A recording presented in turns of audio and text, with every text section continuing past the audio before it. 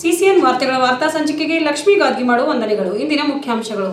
ಚುನಾವಣೆಯಲ್ಲಿ ಮತ ನೀಡಿ ಸೇವೆ ಮಾಡಲು ಅವಕಾಶ ನೀಡಲು ಮನವಿ, ಪಕ್ಷೇತರ ಅಭ್ಯರ್ಥಿ ಪ್ರತಾಪ್ ರೆಡ್ಡಿ. ಈಶಾನ್ಯ ಪದವೀಧರರ ಕ್ಷೇತ್ರದ ಕಾಂಗ್ರೆಸ್ ಅಭ್ಯರ್ಥಿಗೆ ಮತ ನೀಡಿ ಗೆಲ್ಲಿಸಲು ಮನವಿ. ಯುವಕರ ಭವಿಷ್ಯ ಸರ್ವನಾಶ ಮಾಡಿದ ಎನ್ಡಿಎ ಸರ್ಕಾರ, ಸಚಿವ ಖಂಡ್ರೆ. 15 ದಿನಗಳವರೆಗೆ ಕುಡಿಯುವ ನೀರಿನ ಸಮಸ್ಯೆ ಆಗದಂತೆ ಎಚ್ಚರ ವಹಿಸಿ ಕೆಲಸ ಮಾಡಿ, ಗೋವಿಂದ ರೆಡ್ಡಿ. ಎಸ್ಎಸ್ಎಲ್ಸಿ ಅನುತ್ತೀರ್ಣರಿಗೆ ವಿಶೇಷ ತರಗತಿ ಆದೇಶ ರದ್ದತಿಗೆ ಸಂಘ ಒತ್ತಾಯ. ವಾರ್ತೆಗಳ ವಿವರ. ಜೂನ್ 3ರಂದು ಈಶಾನ್ಯ ಪದವೀಧರರ ಮತಕ್ಷೇತ್ರದಿಂದ ವಿಧಾನ ಪರಿಷತ್ಗೆ ನಡೆಯಲಿರುವ ಚುನಾವಣೆಯಲ್ಲಿ ಮತದಾರರು ಆಶೀರ್ವದಿಸಿ ತಮ್ಮ ಸೇವೆ ಮಾಡಲು ಅವಕಾಶ ಮಾಡಿಕೊಡುವಂತೆ ಕ್ಷೇತ್ರಕ್ಕೆ ಪಕ್ಷೇತರ ಅಭ್ಯರ್ಥಿಯಾಗಿ ಸ್ಪರ್ಧಿಸಿರುವ ಪ್ರತಾಪ್ ರೆಡ್ಡಿ ಮನವಿ ಮಾಡಿದರು. ಗುರುವಾರ ಇಲ್ಲಿನ ಪತ್ರಿಕಾ ಭವನದಲ್ಲಿ ನಡೆಸಿದ ಸುದ್ದಿಗೋಷ್ಠಿಯಲ್ಲಿ ಅವರು ಮಾತನಾಡಿದರು. ಈ ಹಿಂದೆ ಈಶಾನ್ಯ ಪದವೀಧರ ಮತಕ್ಷೇತ್ರದಿಂದ ಚುನಾಯಿತರಾದ ಕಾಂಗ್ರೆಸ್ ಪಕ್ಷದ ಅಭ್ಯರ್ಥಿ ಡಾಕ್ಟರ್ ಚಂದ್ರಶೇಖರ್ ಪಾಟೀಲ್ ಅವರು ಈ ಹಿಂದಿನ 6 ವರ್ಷದ ಅವಧಿಯಲ್ಲಿ ಕೆಲಸ ಮಾಡಿರುವುದಿಲ್ಲ ಎಂದು ಆರೋಪಿಸಿದರು. 6 ವರ್ಷದ ಅವಧಿಯಲ್ಲಿ ಒಂದೇ ಸ್ಕೂಲ್ಗೆ ಹೋಗಿ ಭೇಟಿ ನೀಡಿ ಸಮಸ್ಯೆ ಆಲಿಸಿರುವ ಉದಾಹರಣೆಗಳಿಲ್ಲ ಎಂದರು. ಯಾರು ನಮ್ಮನ್ನು ಪ್ರತಿನಿಧಿಯಾಗಿ ವಿಧಾನ ಪರಿಷತ್ಗೆ ಕಳುಹಿಸಿರುತ್ತಾರೆ, ಅವರಿಂದ ಸಮಸ್ಯೆ ಕುರಿತು ಮಾತನಾಡಿರುವುದಿಲ್ಲ ಎಂದು ಹೇಳಿದರು. ಬಿಜೆಪಿ ಅಭ್ಯರ್ಥಿ ಅಮರನಾಥ್ ಪಾಟೀಲ್ ಅವರಿಗೂ ಸೇವೆ ಮಾಡಲು ಮತದಾರ ಅವಕಾಶ ದೊರಕಿಸಿಕೊಟ್ಟಿದ್ದರು. ಗೆದ್ದು ಹೋದ ಬಳಿಕ 6 ವರ್ಷಗಳ ಅವಧಿಯಲ್ಲಿ ಶಿಕ್ಷಕರ ಪದವೀಧರರ ಸಮಸ್ಯೆಗಳ ಕುರಿತು ಗಮನ ಹರಿಸದೆ ಅವಧಿಯನ್ನು ಪೂರ್ಣಗೊಳಿಸಿದರು. ಹೀಗಾಗಿ ಕಳೆದ ಚುನಾವಣೆಯಲ್ಲಿ ಪಾಟೀಲ್ ಅಮರನಾಥ್ ಅವರಿಗೆ ಮನೆಗೆ ಕಳುಹಿಸಿ ಕಾಂಗ್ರೆಸ್ ಅಭ್ಯರ್ಥಿ ಡಾಕ್ಟರ್ ಚಂದ್ರಶೇಖರ್ ಪಾಟೀಲ್ ಅವರಿಗೆ ಚುನಾಯಿಸಿ ವಿಧಾನ ಪರಿಷತ್ಗೆ ಕಳುಹಿಸಿದರು. ಚುನಾಯಿತರಾದ ಬಳಿಕ ಚಂದ್ರಶೇಖರ್ ಪಾಟೀಲ್ರನ್ನು ವಿಶ್ವಾಸ ನಂಬಿಕೆ ಇಟ್ಟುಕೊಂಡ ಶಿಕ್ಷಕ ಹಾಗೂ ಸಂಘ ಸಂಸ್ಥೆಗಳ ಸಮಸ್ಯೆಗಳ ಕುರಿತು ಪ್ರತಿನಿಧಿಗಳ ಜೊತೆ ಕುಳಿತು ಸಮಸ್ಯೆ ಆಲಿಸಿ ಸರ್ಕಾರದಿಂದ ಪರಿಹರಿಸುವ ಪ್ರಾಮಾಣಿಕ ಪ್ರಯತ್ನ ಮಾಡಲು ವಿಫಲರಾದ ಅವರಿಗೆ ಮತದಾರ ಪ್ರಭುಗಳು ಈ ಚುನಾವಣೆಯಲ್ಲಿ ತಕ್ಕ ಪಾಠ ಕಲಿಸಲಿದ್ದಾರೆ ಎಂದರು. ಹೀಗಾಗಿ ಎರಡೂ ಪಕ್ಷದ ಅಭ್ಯರ್ಥಿಗಳ ಸೇವೆಯನ್ನು ಗಮನಿಸಿದ ಪ್ರಜ್ಞಾವಂತ ಮತದಾರರು ಕ್ಷೇತ್ರದ ವ್ಯಾಪ್ತಿಯಲ್ಲಿ ಬರುವ ಎಲ್ಲಾ ಜಿಲ್ಲೆಗಳ ಮತದಾರರು ಒಲವು ತೋರಿಸುತ್ತಿದ್ದಾರೆ ಎಂದು ತಿಳಿಸಿದರು. ಆಮ್ ಆದ್ಮಿ ರಾಜ್ಯಾಧ್ಯಕ್ಷ ಮುಖ್ಯಮಂತ್ರಿ ಚಂದ್ರು ಅವರು ಮಾತನಾಡಿ, ಜನರ ಮಧ್ಯದಲ್ಲಿ ಇದ್ದು ಅವರ ಸಮಸ್ಯೆಗಳು ಅರಿತುಕೊಂಡು ಸರ್ಕಾರದ ಗಮನಕ್ಕೆ ತರುವಂತಹ ಪ್ರಾಮಾಣಿಕ ನಿಷ್ಠಾವಂತ ಪಕ್ಷೇತರ ಅಭ್ಯರ್ಥಿ ಪ್ರತಾಪ್ ರೆಡ್ಡಿ ಅವರಿಗೆ ಈ ಒಂದು ಸಾರಿ ಸೇವೆ ಮಾಡಲು ಅವಕಾಶ ನೀಡುವಂತೆ ಮತದಾರರಲ್ಲಿ ಮನವಿ ಮಾಡಿದರು. ಚುನಾವಣಾ ಅಖಾಡದಲ್ಲಿ 2 ರಾಷ್ಟ್ರೀಯ ಪಕ್ಷಗಳ ಅಭ್ಯರ್ಥಿಗಳ ವಿಧಾನ ಪರಿಷತ್ ಸದಸ್ಯರಾಗಿ ತಮ್ಮ ಕರ್ತವ್ಯವನ್ನು ನಿಭಾಯಿಸುವಲ್ಲಿ ವಿಫಲರಾಗಿದ್ದಾರೆ ಎಂದರು. ಪ್ರತಾಪ್ ರೆಡ್ಡಿ ಅವರು ಜನರ ನಾಡಿ ಮಿಡಿತವನ್ನು ಅರಿತವರಾಗಿದ್ದಾರೆ. ಶಿಕ್ಷಕರ ಪದವೀಧರರ ಏನು ಸಮಸ್ಯೆ ಇವೆ, ಅವುಗಳನ್ನು ಪರಿಹರಿಸಲು ಏನು ಮಾಡಬೇಕು ಸದಾ ವಿಚಾರ ಮಾಡುವಂತಹ ವ್ಯಕ್ತಿ ಪ್ರತಾಪ್ ರೆಡ್ಡಿ. ಹೀಗಾಗಿ ಅವರಿಗೆ ಈ ಚುನಾವಣೆಯಲ್ಲಿ ಪ್ರಜ್ಞಾವಂತ ಮತದಾರರು ಮತ ನೀಡಿ ಗೆಲ್ಲಿಸುವಂತೆ ಮನವಿ ಮಾಡಿದರು. ಚುನಾವಣೆಗಳು ಸಾಮಾನ್ಯ ಜನರು ನಿಂತು ಸ್ಪರ್ಧಿಸುವಂತಹ ಸಮಯ ಹೋಗಿದೆ. ಏನಿದ್ದರೂ ಕಾಂಚನಂ ಕಾರ್ಯಸಿದ್ಧಿ ಎನ್ನುವ ಹಾಗಾಗಿದ್ದು, ಆದುದರಿಂದ ನಮ್ಮ ಪಕ್ಷದಿಂದ ಅಭ್ಯರ್ಥಿಗಳನ್ನು ನಿಲ್ಲಿಸದೆ ಕಣದಲ್ಲಿರುವ ಅಭ್ಯರ್ಥಿಗಳೊಂದಿಗೆ ಪೈಪೋಟಿ ಮಾಡುವಂತಹ ಹಾಗೂ ಜನರ ಸಮಸ್ಯೆ ಆಲಿಸು ಸರ್ಕಾರದ ಗಮನ ಹರಿಸಿ ಪರಿಹರಿಸಲು ಸಾಮರ್ಥ್ಯ ಇರುವಂತಹ ಯೋಗ್ಯ ವ್ಯಕ್ತಿಗಳಿಗೆ ಬೆಂಬಲ ಸೂಚಿಸಿದೆ ಎಂದರು. ಬೀದರ್ ಜಿಲ್ಲೆಯಲ್ಲಿ ಆಮ್ ಆದ್ಮಿ ಪಕ್ಷದ ಕಾರ್ಯಕರ್ತರು, ಮುಖಂಡರು ಒಟ್ಟಿಗೆ ಸೇರಿ ಪಕ್ಷೇತರ ಅಭ್ಯರ್ಥಿಯಾಗಿ ಚುನಾವಣಾ ಅಖಾಡದಲ್ಲಿರುವ ಪ್ರತಾಪ್ ರೆಡ್ಡಿ ಅವರ ಪರ ಕೆಲಸ ಮಾಡಿ ಗೆಲ್ಲಿಸುವಂತೆ ಮನವಿ ಮಾಡಿದರು.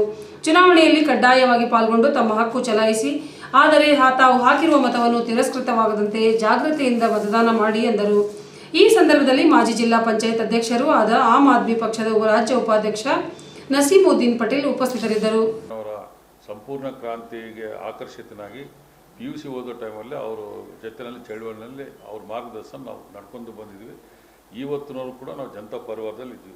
ಮೊನ್ನೆ ನಮ್ಮ ಬಳ್ಳಾರಿ ನಗರ ಚುನಾವಣೆ ಆದಾಗ ನಮ್ಮ ಮಗ ನಾರಾ ಭರತ್ ರೆಡ್ಡಿ, ನಮ್ಮ ಅಣ್ಣನ ಮಗವರ ಚುನಾವಣೆ ಬಂದಾಗ ಮತ್ತು ಅನಿವಾರ್ಯವಾಗಿ ಕಾಂಗ್ರೆಸ್ ಬಂದು ಆ ಕಾಂಗ್ರೆಸ್ಗೆ ನಮ್ಮ ಬೆಂಬಲಿಸಿ ಆ ಹುಡುಗನ ನಾವು ಗೆಲ್ಸ್ಕೊಂಡ್ವಿ. ಆ ಟೈಮಲ್ಲಿ ಕಾಂಗ್ರೆಸ್ ಹೈಕಮಾಂಡ್ ಕೆಲವು ಹಿರಿಯ ನಾಯಕರು ನಮಗೆ ಆಶ್ವಾಸನೆ ಕೊಟ್ಟಿದ್ರು. ಇಲ್ಲ, ಖಂಡಿತ ನಿಮಗೆ ಲಾಸ್ಟ್ ಟೈಮ್ ಭಾಳ ನ್ಯಾಯನಗಿಸ್ಕೊತಿದ್ರಿ, ನಿಮಗೆ ಟಿಕೆಟ್ ಕೊಡ್ತೀವಿ ಅಂತ ಆಶ್ವಾಸನೆ ಕೊಟ್ಟಿದ್ದು. ಕಾರಣಾಂತರಗಳಿಂದ ಚುನಾವಣೆ ಆದಮೇಲೆ ಅದು ಆಗಲಿಲ್ಲ. ಅದು ಮತ್ತೆ ಸಿಟ್ಟಿಂಗ್ MLC ಆದಂಥ ನಿಮ್ಮ ಸ್ಥಳೀಯ ನಿಮ್ಮ ಬೀದರ್ ಜಿಲ್ಲೆಯವರಂಥ ಚಂದ್ರಶೇಖರ್ ಪಾಟೀಲ್ ಅವರು ಟಿಕೆಟ್ ಅನೌನ್ಸ್ ಮಾಡಿದರು. ಅನೌನ್ಸ್ ಮಾಡಿದ್ಮೇಲೆ ನಮ್ಮ ಭಾಗದಲ್ಲಿ ಇರೋಂಥ ಎಲ್ಲ ಒಂದು ಜನಪ್ರತಿನಿಧಿಗಳಾಗಲಿ, ಪದವೀಧರರಾಗಲಿ, ಈ ಎಜುಕೇಷನ್ ಡಿಪಾರ್ಟ್ಮೆಂಟು, ಬೇರೆ ಬೇರೆ ಡಿಪಾರ್ಟ್ಮೆಂಟ್, ಇಲ್ಲ ಸರ್ ಯಾವುದೇ ಕಾರಣಕ್ಕೂ ಮಾತ್ರ ನೀವು ನಿಲ್ಲೇಬೇಕು, ಅವರು ಯಾರೇ ಕ್ಯಾಂಡಿಡೇಟ್ ಆಗಲಿ ನಾವಂತೂ ನಾವು ಮಾಡಲ್ಲ. 6 ವರ್ಷ ಒಂದು ದಿವಸ ಕೂಡ ಈ ಕಡೆ ನಮ್ಮ ಜಿಲ್ಲೆ ಕಡೆ ತಿರುಗಿ ನೋಡಿಲ್ಲ, ₹1 ಅನುದಾನ ಕೊಟ್ಟಿಲ್ಲ, ಒಂದು ಸ್ಕೂಲು ಕಾಲೇಜು ವಿಸಿಟ್ ಮಾಡಿಲ್ಲ ಅಂತ ಹೇಳಿದ ಮೇಲೆ ಒತ್ತಡ ಅವರಲ್ಲಿ ಭಾಳ ಇದು ಮಾಡಿದ್ಮೇಲೆ ನಾನು ಸರಿ ಮುಂದೆ ಕೂಡ ಟಿಕೆಟ್ ಟ್ರೈ ಮಾಡೋಣ, ಕಾಂಗ್ರೆಸ್ಸಲ್ಲಿ ಕೂಡ ಕೇಳಿದ್ಮೇಲೆ ಇಲ್ಲ ಸ್ವಲ್ಪ ರೀಕನ್ಸಿಡರ್ ಮಾಡ್ತೀವಿ ಅಂತ ಹೇಳಿದ್ರು.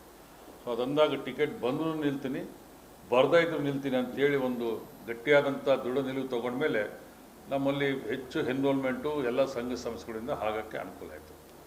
ಮೊದಲನೇ ಸಾರಿ 36-37 ಸಾವಿರ ಮೊನ್ನೆ 2023ರಲ್ಲಿ ಅನೌನ್ಸ್ ಆದಾಗ ಗುಲ್ಬರ್ಗ ಜಿಲ್ಲಾ 36-37 ಸಾವಿರ ಎನ್ರೋಲ್ಮೆಂಟ್ ಆಗಿದೆ ಸರ್. ನಮ್ಮ ಅಖಂಡ ಬಳ್ಳಾರಿ ಜಿಲ್ಲೆಯಲ್ಲಿ ಅಪ್ರಾಕ್ಸಿಮೇಟ್ಲಿ 42-43 ಸಾವಿರ ಎನ್ರೋಲ್ಮೆಂಟ್ ಮಾಡಿದ್ವಿ ಬಳ್ಳಾರಿ ಜಿಲ್ಲೆಯಲ್ಲಿ. ಅಖಂಡ ಬಳ್ಳಾರಿ ಜಿಲ್ಲೆ ಅಂತ ಹೇಳ್ತೀವಿ, ಅದು ವಿಜಯನಗರ ಇರ್ಬೋದು, ಬಳ್ಳಾರಿ. ಸೊ ಮತ್ತು ರಾಯಚೂರಲ್ಲಿ ಕೂಡ 20 ಸಾವಿರ ಆಗಿದೆ. ಎಲ್ಲ ಕಡೆ ಈಗ ಅದು ಅವೇರ್ನೆಸ್ಸು ಭಾಳ ಕ್ರಿಯೇಟ್ ಆಗಿದೆ. ಇವರು ಮೊನ್ನೆ ಮಾಡಿದ್ದೊಂದು ಅಚ್ಚಾತರನ್ನು ಮಧ್ಯದಲ್ಲಿ ಪಾರ್ಲಿಮೆಂಟ್ ಆ್ಯಕ್ಚುಲಿ ಕಂಟಿನ್ಯೂಷನ್ ಆಗಿ ಅಪ್ಲಿಕೇಶನ್ ತೊಗೋಬೇಕು ಸರ್.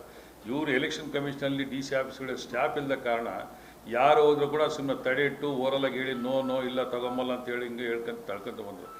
ಡಿಸೆಂಬರ್ 29ಗೆ ಏನು ಮದರ್ ರೋಲ್ ಪಬ್ಲಿಷ್ ಆದಮೇಲೆ ಕಂಟಿನ್ಯೂಸ್ ಎನ್ರೋಲ್ಮೆಂಟ್ ಅಂತ ಇರ್ತದೆ ಸರ್. ಅದನ್ನು ಯಾವ ಡಿಸ್ಟ್ರಿಕ್ಟ್ ಅಡ್ಮಿನಿಸ್ಟ್ರೇಷನ್ ಕೂಡ ಜನ ಯಾಮಾರಿಸಿ ಇಲ್ಲ ತೊಗೊಂಬಂಗಿಲ್ಲ, ಸಿಸ್ಟಮ್ ಆಫ್ ಆಗಿದೆ, ಲಾಕ್ ಆಗಿದೆ ಅಂತೇಳಿ ತಾವು ಅಪ್ಲಿಕೇಶನ್ ತೊಗೊಂಡು ಎಲ್ಲಿ ಭದ್ರ ಮಾಡ್ಕೋಬೇಕು ಎಂಬ ಒಂದು ಇದಕ್ಕೆ ಬಿಟ್ಬಿಟ್ಟು ಇಲ್ಲ ಅಂತೇಳಿ ಈ ಸರ್ 2-2.5 ಲಕ್ಷ ನಾವು ನಿರೀಕ್ಷೆ ಮಾಡಿದ್ವಿ. ಹೆಚ್ಚು ಜನ ಪಾರ್ಟಿಸಿಪೇಟ್ ಮಾಡಿದೆ, ಹೆಚ್ಚು ಜನಕ್ಕೆ ರೆಪ್ರೆಸೆಂಟೇಷನ್ ಆಗ್ತದೆ ಸರ್. ಕಡಿಮೆ ಜನದಿಂದ ಮುಂದೆ ಏನು ಚುನಾಯಿತರು ಆಗ್ತಾರೋ ಹೋಗ್ತಿದ್ರು ಬೇರೆ ಮಾತು. ಹೆಚ್ಚು ಜನ ಬಂದರೆ ಇದಾಗ್ತದೆ, ಎಲ್ಲರಿಗೂ ರೆಪ್ರೆಸೆಂಟೇಷನು, ಎಲ್ಲರ ಭಾವನೆಗಳಿಗೆ ನಾವು ರೆಸ್ಪಾಂಡ್ ಮಾಡ್ಬೋದೆಂಬ ಒಂದು ಭಾವನೆಯಲ್ಲಿ ಮಾಡಿದ್ವಿ. ಸೊ ಈಗ ಅಂದಾಜು 1,65,000 ಆಗ್ಬೋದು ಸರ್. ಈಗ ಟೋಟಲಾಗಿ ಒಂದು 70,000 ಚಿಂತೆ. ಅದರಲ್ಲಿ 10-15 ಸಾವಿರ ಡೂಪ್ಲಿಕೇಶನ್ ಹೋಗ್ತಾವೆ. ಡಬಲ್ ಹೆಸರು ಪ್ರಿಂಟ್ ಆಗೋದು, 3,000 ಪ್ರಿಂಟ್ ಆಗೋದು, 4,000 ಪ್ರಿಂಟ್ ಆಗೋದು. So 1.5 lakhs may be approximate voters ಉಳಿಬೋದು. ಸೊ ಆ ನಿಟ್ಟಿನಲ್ಲಿ ನಾವು ಅನೇಕ ಸಲ ಪ್ರತಿ ಒಂದು ಕ್ವೈರಿ ಬಂದಾಗ ಕೂಡ ನಾನು ಎಲೆಕ್ಷನ್ ಕಮಿಷನ್ಗೆ RC ಅವ್ರಿಗೆ ಪತ್ರ ಬರೆದು ವಾಟ್ಸಪ್ ಮುಖಾಂತರ ನಾವು ಏನೇ ಅವ್ರ ಕ್ವೈರಿಗಳು ಹಾಕಿ ಈ ಥರ ಇನ್ಫಾರ್ಮೇಷನ್ ಕೊಟ್ಟರು ಕೂಡ ಪಾಪ ಅವರು ನಮ್ಮನ್ನು ಪರಿಗಣಿಸಿ ಇಮ್ಮಿಡಿಯೇಟಾಗಿ ಅದು ಆ್ಯಕ್ಷನ್ ತೊಗೊಂಡು ನೆಕ್ಸ್ಟ್ ಡೇ ವಿಡಿಯೋ ಕಾನ್ಫರೆನ್ಸಲ್ಲಿ ಜಿಲ್ಲಾಧಿಕಾರಿಗಳು 7 ಜಿಲ್ಲಾದಲ್ಲಿ ಒಂದು ಪಕ್ಷೇತರವಾಗಿ ನಿಲ್ಲಂಥ ಒಂದು ಧೈರ್ಯ, ಮನಸ್ಥಿತಿ, ಕೆಲಸ ಮಾಡ್ತೀನಿ ಒಂದು ಛಲ ಹುಟ್ಟಿದ್ದಂದರೆ ಆ ಕಾಲೇಜಲ್ಲಿ ಓದಿರೋ ಒಂದು ವಾತಾವರಣ, ಆ ಕಾಲೇಜ್ ಕೊಟ್ಟಿರೋಂಥ ಧೈರ್ಯ. ಸೊ ನಾವು ಸುಮ್ಮನೆ ಪಾಸ್ ಮುಂದಕ್ಕೆ ತಳ್ತಾ ಹೋಗಿ ಒಂದೇ ಸರ್ 10ನೇ ಕ್ಲಾಸಿಗೆ ಅವನಿಗೆ ಕೂಡಾಕಿ ಆ ಕಡೆ ಒಂದು ಕ್ಯಾಮ್ರಾ ಈ ಕಡೆ ಒಂದು ಕ್ಯಾಮ್ರಾ ಇಟ್ಬಿಟ್ರೆ ಅವನಿಗೆ ಏನು ಮಾಡ್ಬೇಕು ಗೊತ್ತಿಲ್ಲ, ಏನು ಬರಬೇಕು ಗೊತ್ತಿಲ್ಲ. ಇದು ನನ್ನ ಅಭಿಪ್ರಾಯ ಸರ್. ಬಟ್ ಜನರಲಾಗಿ ಹೇಳ್ತೀನಿ, ಸುಧಾರಣೆ ಆಗ್ತಾ ಇತ್ತಲ್ಲ ಸರ್. 1ನೇ ಕ್ಲಾಸಿಂದ ಎಕ್ಸಾಮಿನೇಷನ್ ಕಂಟಿನ್ಯೂ ಮಾಡಿ, ಡಿಟೆನ್ಷನ್ ಮಾಡಬೇಡ ಅಂತ ಹೇಳ್ಬಾರ್ದು. ಅದು ನೋ ಡಿಟೆನ್ಷನ್ ಪಾಲಿಸಿ ಗೌರ್ಮೆಂಟ್ ಇದೆ ಸರ್, ರಾಂಗ್ ಅಂತ ಹೇಳ್ತಾ ಇದ್ದೀನಿ. Examination should be there, benchmark should be there. ಸುಮ್ಮನೆ ಎಲ್ಲ ತಳ್ಕೊಂತೋಗಿ ಅವ್ನು ಆಯ್ತು ಬಿಡಿ ಎಕ್ಸಾಮಲ್ಲಿ 9 ಯಾಕೆ ಓದಬೇಕಂತ ಹೇಳೋ ಆರಾಮಿದ್ದು 10ಕ್ಕೆ ಬಂದು ಎಕ್ಸಾಮ್ ಬರಿಂದ ಏನು ಬೈತೇವೆ ನಾವು. ಪಾಲಿಸಿ ಇದೆ, ಬಟ್ ಪಾಲಿಸಿ ಕರೆಕ್ಟಾ, ಅದರಿಂದ ಮಕ್ಕಳು ಬೆಳವಣಿಗೆ ಒಳ್ಳೇದು ಆಗುತ್ತಾ ಇಲ್ಲ ಅನ್ನೋದು ಯೋಚನೆ ಮಾಡ್ಬೇಕಲ್ಲ ಸರ್. ಈಗ ಮೊನ್ನೆ ಬಂದರು, ಏನು ಅಷ್ಟು ಅರ್ಜೆಂಟ್ ಇತ್ತು, 5, 8, 9 ಪಬ್ಲಿಕ್ ಅಂತ ಹೈಕೋರ್ಟ್ಗೆ ಹೋದ್ರು, ಸುಪ್ರೀಂ ಕೋರ್ಟ್ಗೆ ಹೋದ್ರು. ಮತ್ತು ಬೆಳಿಗ್ಗೆ ಎಕ್ಸಾಮು ಪಬ್ಲಿಕ್ ಆಯ್ತೋ ಗೊತ್ತಿಲ್ಲ, ಸ್ಕೂಲಾಗಿ ಕಂಡಕ್ಟ್ ಮಾಡ್ತಾರೆ ಗೊತ್ತಿಲ್ಲ. ಇಂಥ ಗೊಂದಲ ವಾತಾವರಣದಲ್ಲಿ ಮಕ್ಕಳಿಗೆ, ಟೀಚರ್ಗಳಿಗೆ ತರ mental pressure and tension. Was it ನೆಸರಿ? 1 ವರ್ಷ ಎಲ್ಲ ಸ್ಟೇಕ್ ಹೋಲ್ಡರ್ಸ್ನ ಕರೆಸಿ, ಟೀಚರ್ ಅಸೋಸಿಯೇಷನು, ವಿದ್ಯಾರ್ಥಿಗಳ ಅಸೋಸಿಯೇಷನು, ಪೇರೆಂಟ್ಸ್ ಅಸೋಸಿಯೇಷನ್ ಕರೆಸಿ ಈ ಥರ ನಾವು ಅಂದ್ಕೊಂಡಿದ್ವಿ. ಏನು ನಿಮ್ಮ ಅಭಿಪ್ರಾಯ ಅಂತ ಸ್ಟೇಕ್ ಹೋಲ್ಡರ್ಸ್ ಯಾರು ಅವರೆಲ್ಲರೂ ಕೇಳಿ ಮಾಡ್ಬೋದಾಗಿತ್ತಲ್ಲ. ಏನು ಅರ್ಜೆಂಟ್ ಅವತ್ತೊಂದು ವಾರದಲ್ಲಿ ಮಾಡೋಂಥ ಅವಶ್ಯಕತೆ ಏನಿತ್ತು ಸರ್? ಅಷ್ಟು ತರಾತರಿಯಾಗಿ ಮಾಡ್ಕೊಂಡು ಇವತ್ತು ಈ ರಿಸಲ್ಟನ್ನ ಫಾಲೋ ಮಾಡಬೇಕಾ, ಈ ರಿಸಲ್ಟನ್ನು ಫಾಲೋ ಮಾಡಬೇಕಾ? ಆ ಸುಪ್ರೀಂ ಕೋರ್ಟಲ್ಲಿ ಒಂದು ಆದೇಶ ಬಂದು ಅವ್ರು ಹೇಳ್ತಾರೆ ಸಬ್ಜೆಕ್ಟ್ ಕಂಡೀಷನ್ ಸುಪ್ರೀಂ ಕೋರ್ಟ್. 5, 8ನೇ ಕ್ಲಾಸ್ವರೆಗೂ ಸುಪ್ರೀಂ ಕೋರ್ಟ್ಗೆ ಹೋಗಿ ಆದೇಶಗಳು ತಂದಂಥ ದೌರ್ಭಾಗ್ಯ ಸ್ಥಿತಿ ನಾವು ತರಬೇಕಾ ಸರ್ ಮಕ್ಕಳಿಗೆ? ಅವ್ರೇನಾದರೂ 5th and 8th class 9th ಕ್ಲಾಸ್ಗೆ ಸುಪ್ರೀಂ ಕೋರ್ಟ್ಗವರು ಸ್ಟೇಟ್ ಗೌರ್ಮೆಂಟ್ ಹೋಗಿ ಅದನ್ನು ಪ್ರತಿಷ್ಠೆಯಾಗಿ ತೊಗೊಂಡು ಹೋದ್ರು. ಅಲ್ಲಿ ಮಕ್ಕಳು ಭವಿಷ್ಯ ಪ್ರಶ್ನೆ ಮಾಡಿ ಸರ್. ನಮ್ಮಲ್ಲಿ ಬಂದಿರೋ ಕೊರತೆ ಅನ್ಸತ್ ಪ್ರಶ್ನೆ ಮಾಡೋ ಮನೋಭಾವನೆ ಇಲ್ಲ. ಸರ್ಕಾರದವ್ರು ರಾತ್ರಿ ಏನು ಜೀವಗಳು ಕೊಟ್ಟರೆ ಮಾರನೇ ದಿವಸ ಈ ಸ್ಪೆಷಲಿ ನಾನು ಯಾಕೆ ಹೇಳ್ತೀನಿ ಅಂತ ಹೇಳಿದ್ರೆ, ಎಜುಕೇಷನ್ ಡಿಪಾರ್ಟ್ಮೆಂಟ್ ಸಂಬಂಧಪಟ್ಟಂತೆ MLAಗಳು ಮಾತಾಡೋದು ಬೇರೆ, ಇಲ್ಲಿಂದ ಗ್ರಾಜುಯೇಟ್ ಕಾನ್ಸ್ಟಿಟ್ಯೂನ್ಸಿ ಮತ್ತು ಟೀಚರ್ಸ್ ಕಾನ್ಸ್ಟಿಟ್ಯೂನ್ಸಿ ಏನು ಅವ್ರ ಇಂಟ್ರೆಸ್ಟಿಂದ ಅವ್ರ ಪ್ರಾಬ್ಲಮ್ನ ಸಾಲ್ವ್ ಮಾಡಲಿಕ್ಕೆ, ಅವ್ರ ಪ್ರಾಬ್ಲಮ್ನ ಅರ್ಥಕೊಂಡೋಕ್ಕೆ ಅಂತ ಸಪ್ರೇಟಾಗಿ ನಿಗದಿ ಮಾಡಿ ಸ್ಟೇಟ್ ಮಾಡ್ಯಾರ. ಸೊ ಅದ್ರ ಬಗ್ಗೆ ಇವರು ಅಧ್ಯಯನ ಮಾಡಲ್ಲ, ಬಾಯಿ ಎತ್ತಲ್ಲ ಅಂತ ಹೇಳಿದ್ಮೇಲೆ ನಾವು ಯಾಕೆ ಸದನಕ್ಕೆ ಹೋಗಬೇಕು? ವ್ಯಕ್ತಿ ಯಾರು ಸಿಕ್ಕಿದ್ರು ನಮ್ಮಲ್ಲಿ ಅಭ್ಯರ್ಥಿಗಳು ಇನ್ನೂ ಆ ಮಟ್ಟಕ್ಕೆ ಬೆಳೆದೇ ಇಲ್ದಿರೋದ್ರಿಂದ ಯಾರನ್ನಾದರೂ ಗೆಲ್ಲಿಸ್ತಕ್ಕಂಥದ್ದು ಒಳ್ಳೆಯದು. ಸೂಕ್ಷ್ಮವಾಗಿ ಜನಸಾಮಾನ್ಯ ವ್ಯಕ್ತಿಗಳದ್ದು, ಜನರಿಗೆ ಸಿಗುವಂಥ ವ್ಯಕ್ತಿಗಳು ಯಾರನ್ನಾದ್ರೂ ಗೆಲ್ಲಿಸಬೇಕು ಅಂದಾಗ ಇವರ ಪರಿಚಯ ಆಗಿ ನಾವು ಮಾತಾಡಿದ ಮೇಲೆ ಕೇಂದ್ರದವರು ಒಪ್ಪಿದ್ದಾರೆ. ನಮ್ಮ ಇಡೀ ಪಾರ್ಟಿ ಒಪ್ಪಿ 7 ಜಿಲ್ಲೆಯ ಎಲ್ಲ ಜಿಲ್ಲಾಧ್ಯಕ್ಷರಿಗೂ ಕೂಡ ಈಗಾಗಲೇ ಹಿಂದೇನೂ ಹೇಳಿದ್ದು ಅಂತ ಕಾಣಿಸುತ್ತೆ. ಈಗಲೂ ಅದನ್ನೇ ಮಾತಾಡ್ತಾ ಇದ್ದೀನಿ. ಈಗ 10ಕ್ಕೆ ಬಂದಿದೆ. ಇನ್ನು ಬಹುತೇಕ 13 ಅಥವಾ 15 ದಿವಸದಲ್ಲಿ ಎಲ್ಲವೂ ತೀರ್ಮಾನ ಆಗೋಗ್ಬೇಕಾದ ಬರುತ್ತೆ. 3ನೇ ತಾರೀಕು ಚುನಾವಣೆ ಇದೆ. ನಾನು ನಿಮ್ಮಿನ ಮುಖೇನ ಕೇಳೋದೇನೆಂದ್ರೆ, ನಾನು ಹೆಚ್ಚು ವೈಯಕ್ತಿಕ ನಿಂದನೆ ಅವೆಲ್ಲ ಏನು ಮಾಡೋಕ್ಕೆ ಹೋಗಿದೆ. ಇದಿರೋದೇ ಒಂದು ರೀತಿಯಲ್ಲಿ ವಿಶೇಷವಾದ ಚುನಾವಣೆಗಳು. ಸ್ಥಳೀಯ ಸಂಸ್ಥೆಗಳಿಂದ ಆಯ್ಕೆ ಆಗೋದು, ನಾಮಿನೇಷನ್ ಆಗೋದು, ಟೀಚರ್ಸ್ ಕಾನ್ಸ್ಟಿಟ್ಯೂನ್ಸಿ ಆಗೋದು, ಮತ್ತು ಇವೆಲ್ಲ ಮಾಮೂಲಿ ಚುನಾವಣೆಗಳಲ್ಲ. ಆದರೆ ಈ ಚುನಾವಣೆ ಅವೆಲ್ಲಕ್ಕಿಂತ ಭಯಾನಕವಾಗಿದ್ದಾವೆ. ಎಷ್ಟು ಅಂತಂದರೆ, ಒಬ್ಬ MP ಗೆ 8 MLA ಕ್ಷೇತ್ರಗಳಿರ್ತವೆ ಅಂತ ಇಟ್ಕೊಳ್ಳಿ, 8 ತಾಲೂಕು ಅಥವಾ 8 ಕ್ಷೇತ್ರ. ಒಬ್ಬ MLA ಗೆ ಒಂದು ತಾಲೂಕಲ್ಲಿ ಒಂದು 2.5 ಲಕ್ಷ ಜನ ಇರ್ತಾರೆ. ಇದು ಲಕ್ಷ ಜನ ಏನಿರೋದಿಲ್ಲ, ಆದರೆ ವಿಸ್ತಾರ ಜಿಯೋಗ್ರಫಿಕಲಿ ನೋಡಿ, ಇಲ್ಲಿ 41 ಕ್ಷೇತ್ರ ಬರ್ತವೆ ಇದಕ್ಕೆ ಒಟ್ಟು. ಆಮೇಲೆ 5 MP, 7 ಜಿಲ್ಲೆಗಳು ಬರ್ತದೆ. ಒಬ್ಬ ವ್ಯಕ್ತಿ ಇದನ್ನು ಓಡಾಡಬೇಕಾಗತ್ತೆ. ಅದು ಎಂಥ ಸಂದರ್ಭದಲ್ಲಿ ಅಂದರೆ, ಅಲ್ಲಿ ಕೋಟಿಗಟ್ಟಲೆ ದುಡ್ಡು ಖರ್ಚು ಮಾಡ್ಕೊಳ್ತಕ್ಕಂಥ ಪಕ್ಷಗಳೇ ಇವತ್ತು ಬೆಳೆದು ನಿಂತಿರುವಾಗ, ಅಂಥವರ ಮಧ್ಯದಲ್ಲಿ ಒಬ್ಬರು ಸಾಮಾನ್ಯರು ಈ ಚುನಾವಣೆಗಳನ್ನು ಭೇಟಿ ಮಾಡಿ ಜನಗಳನ್ನು ಮತ ಕೇಳೋದು ಎಷ್ಟು ಕಷ್ಟ ಇದೆ. ನಾನು ನಿಮ್ಮಲ್ಲಿ ಒಂದು ಮನವಿಯನ್ನು ನೇರವಾಗಿ ಮಾಡ್ತೀನಿ. ಈಗಾಗಲೇ ಸುಮಾರು ವರ್ಷದಿಂದ ಇದು ನಡೀತಾ ಬಂದಿದೆ. ಈಗ ಸಿಟ್ಟಿಂಗ್ MLA ಅವರು ಕೂಡ 6 ವರ್ಷ ಅಧಿಕಾರದಲ್ಲಿದ್ದವರು, ಕಾಂಗ್ರೆಸ್ ಪಾರ್ಟಿ MLC. ಅದರ ಹಿಂದೆ ಇನ್ನೊಬ್ಬರು ಅಮರನಾಥ್ ಪಾಟೀಲ್ ಅಂತ, ಅವರು ಕೂಡ BJPಯಿಂದ ಆರಿಸಿ ಬಂದವರು. ಒಂದು ಅವಲೋಕನ ಮಾಡಿಕೊಳ್ಳೋಣ. ಆರಿಸಿ ಬಂದಾದ ಮೇಲೆ ಅವ್ರ ಕರ್ತವ್ಯ ಒಂದು, ಯಾವ ಕ್ಷೇತ್ರದಿಂದ ಆರಿಸಿ ಬಂದಿರ್ತಾರೋ ಅವರ ಪರವಾಗಿ ಧ್ವನಿ ಎತ್ತದು ಶಾಸಕಾಂಗ ಸಭೆಯಲ್ಲಿ, ಶಾಸನ ಸಭೆಯಲ್ಲಿ, ಮತ್ತು ಆ ಜಿಲ್ಲೆಗಳಿಗೆ ಮೂಲಸೌಕರ್ಯಗಳ ಸೌಲಭ್ಯವನ್ನು ಸೇರಿಸಿ ಅವರ ಪರವಾದಂಥ ನಿಲುವುಗಳನ್ನು ತಗೊಳ್ಳೋದು. ಅವ್ರಿಗಾದಂಥ ನ್ಯಾಯ ಇರ್ತದೆ. ಏನಾದರೂ ನಿಮ್ಮ ಗಮನಕ್ಕೆ ಬಂದಿದ್ದಾರಾ ಅವರು? ಈಶಾನ್ಯ ಪದವೀಧರರ ಮತಕ್ಷೇತ್ರದಿಂದ ಕಾಂಗ್ರೆಸ್ ಅಧಿಕೃತ ಅಭ್ಯರ್ಥಿಯಾಗಿ ಚುನಾವಣೆಯಲ್ಲಿ ಸ್ಪರ್ಧಿಸಿರುವ ಹಾಲಿ ವಿಧಾನ ಪರಿಷತ್ ಸದಸ್ಯ ಡಾಕ್ಟರ್ ಚಂದ್ರಶೇಖರ್ ಬಿ ಪಾಟೀಲ್ ಅವರಿಗೆ ಆಶೀರ್ವದಿಸಿ ಹೆಚ್ಚಿನ ಮತಗಳ ಅಂತರದಿಂದ ಗೆಲ್ಲಿಸುವಂತೆ ಜಿಲ್ಲಾ ಉಸ್ತುವಾರಿ ಸಚಿವ ಈಶ್ವರ್ ಖಂಡ್ರೆ ಮನವಿ ಮಾಡಿದರು. ಮೇ 16 ಗುರುವಾರದಂದು ಇಲ್ಲಿಯ ಪತ್ರಿಕಾ ಭವನದಲ್ಲಿ ಕರೆದ ಸುದ್ದಿಗೋಷ್ಠಿಯಲ್ಲಿ ಅವರು ಮಾತನಾಡಿ, ಈ ಹಿಂದೆ ಪಾಟೀಲ್ ಅವರು ತಮ್ಮ ಅವಧಿಯಲ್ಲಿ ಸಮಸ್ಯೆಗಳನ್ನು ಆಲಿಸಿ ಸರ್ಕಾರದ ಗಮನ ಹರಿಸಿ ಪ್ರಾಮಾಣಿಕವಾಗಿ ಪರಿಹರಿಸುವ ಪ್ರಯತ್ನ ಮಾಡಿದ್ದಾರೆ ಎಂದರು. ರಾಜ್ಯದಲ್ಲಿ ತಮ್ಮ ಕಾಂಗ್ರೆಸ್ ಸರ್ಕಾರ ಅಧಿಕಾರಕ್ಕೆ ಬಂದ 10 ತಿಂಗಳ ಅವಧಿಯಲ್ಲಿ ನೀಡಿರುವ 5 ಗ್ಯಾರಂಟಿಗಳಲ್ಲಿ ನಿರುದ್ಯೋಗಿ ಪದವೀಧರರಿಗಾಗಿಯೇ ಜಾರಿಗೆ ತಂದಿರುವ ಯುವ ನಿಧಿ ಯೋಜನೆಯಿಂದ ಲಕ್ಷಾಂತರ ಯುವಕರು ಲಾಭ ಪಡೆಯುತ್ತಿದ್ದಾರೆ ಎಂದರು. ನುಡಿದಂತೆ ನಡೆದುಕೊಂಡು ಚುನಾವಣೆ ಪೂರ್ವದಲ್ಲಿ ಜನರಿಗೆ ನೀಡಿರುವ ಭರವಸೆಗಳನ್ನು ಈಡೇರಿಸುವುದರಿಂದ ಸರ್ಕಾರದ ಉತ್ತಮ ಕೆಲಸಕ್ಕೆ ಜನರ ವ್ಯಾಪಕ ಬೆಂಬಲ ದೊರೆಯುತ್ತಿದೆ. ಹೀಗಾಗಿ ಪದವೀಧರ ಚುನಾವಣೆಯಲ್ಲಿ ಸಹ ಕಾಂಗ್ರೆಸ್ ಪಕ್ಷದ ಅಭ್ಯರ್ಥಿ ಗೆದ್ದರೆ ಏನಾದರೂ ನಮ್ಮ ಉದ್ಧಾರ ಆಗುತ್ತದೆ ಎನ್ನುವುದು ವಿಶ್ವಾಸ ಬಂದಿದೆ.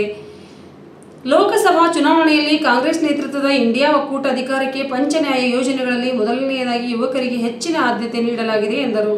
ಕೇಂದ್ರದಲ್ಲಿ ಬಿಜೆಪಿ ನೇತೃತ್ವದ NDA ಸರ್ಕಾರದ 10 ವರ್ಷದ ಅವಧಿಯಲ್ಲಿ ದೇಶದ ಯುವಕರ ಭವಿಷ್ಯ ಸರ್ವನಾಶ ಮಾಡಿದೆ ಎಂದು ಕಿಡಿಕಾರಿದರು. 10 ವರ್ಷಗಳ ಹಿಂದೆ ಕೇಂದ್ರದಲ್ಲಿ UPA ಸರ್ಕಾರದ ಅವಧಿಯಲ್ಲಿ ಸಾರ್ವಜನಿಕ ಉದ್ಯಮಗಳಿಗೆ ಹೆಚ್ಚಿನ ಪ್ರೋತ್ಸಾಹ ಸಹಾಯ ನೀಡಿ ಅವುಗಳ ಮೂಲಕ ಯುವಕರಿಗೆ ಉದ್ಯೋಗ ಸಿಗುವಂಥ ಕೆಲಸ ಮಾಡಿತು ಎಂದು ಸುಳ್ಳು ಭರವಸೆಗಳನ್ನು ನೀಡಿ ಅಧಿಕಾರಕ್ಕೆ ಬಂದಿರುವ ಬಿಜೆಪಿ ಸರ್ಕಾರ ಸಾರ್ವಜನಿಕ ಉದ್ಯಮಗಳನ್ನು ಖಾಸಗೀಕರಣಗೊಳಿಸಿ ಯುವಕರ ಭವಿಷ್ಯವನ್ನೇ ಹಾಳು ಮಾಡಿದೆ ಎಂದರು. ನಮ್ಮ ಗ್ಯಾರಂಟಿ ಯೋಜನೆಗಳ ಸಮರ್ಪಕ ಅನುಷ್ಠಾನ, ಪಕ್ಷದ ಪ್ರಣಾಳಿಕೆಯಲ್ಲಿ ನೀಡಿರುವ ಪಂಚನ್ಯಾಯ ಯೋಜನೆಗಳ ಭರವಸೆಯನ್ನಿಟ್ಟ ರಾಜ್ಯದ ಜನರು ಇತ್ತೀಚೆಗೆ ನಡೆದ ಲೋಕಸಭಾ ಚುನಾವಣೆಯಲ್ಲಿ 28 ಸ್ಥಾನಗಳಲ್ಲಿ 20 ಸ್ಥಾನಗಳಲ್ಲಿ ತಮ್ಮ ಪಕ್ಷದ ಅಭ್ಯರ್ಥಿಗಳು ಗೆಲ್ಲುವುದು ಖಚಿತ ಎಂದು ವಿಶ್ವಾಸ ವ್ಯಕ್ತಪಡಿಸಿದರು.